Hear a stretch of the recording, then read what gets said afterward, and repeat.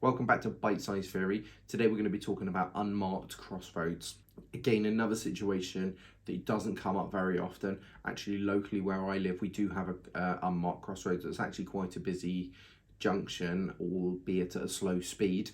But actually a lot of people don't know how to deal with that situation. I remember a few months back, it was actually on a local spotted Facebook page asking how do you deal with this situation. So it shows there is a confusion about how to deal with these unmarked crossroads. So we're going to go with an example question first, and then we'll have a little chat about how you're supposed to deal with these situations. Who has priority at a crossroads where there are no signs or markings? So A, no one. B, the vehicle travelling fastest. Oncoming vehicles turning right. D, vehicles approaching from the right. So the correct answer here is A, no one.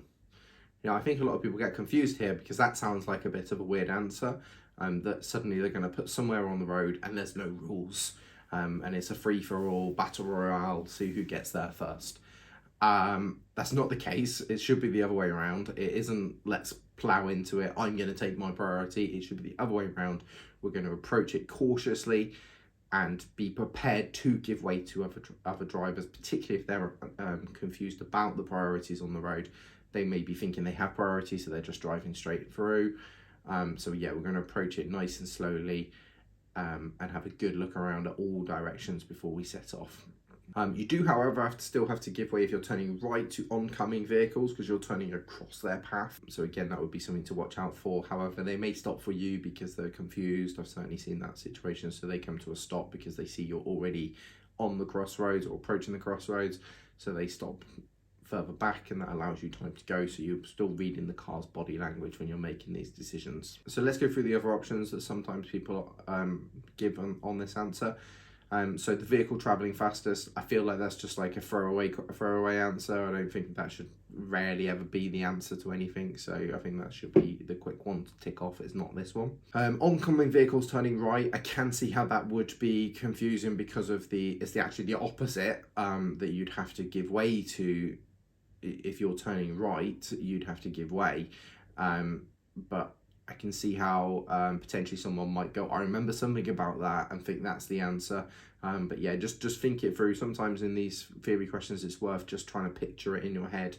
Think through, right, if I was driving up turning right, do you think, would I have priority, or would I stop for a car coming towards me? And if you think about the fact you're driving across them, that should potentially give you that feeling that you'd want to at least check to see if they're coming before you, and make sure you have priority. Vehicles approaching from the right.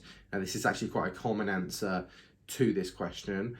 The reason being, I think people divert back to what you do on a roundabout, which is give way to traffic coming from the right. It's just not the case. It's not the rules on this on these sort of roads. It is no one, and so therefore you need to be checking cars on the left of you, and cars coming from in front of you. Yeah, so we're checking all around, and we're going at appropriate speed that we are capable of stopping if someone is coming from either of those roads. We're capable of going if we can see that it's clear or see that they're giving way to us. What I'd want you to be doing on these sort of crossroads is, if there is other cars around, getting some sort of eye contact to see if the other driver is looking at you, see if the other driver seems to be sort of easing off, so you're reading the body language of the car. Are they easing off, or are they accelerating?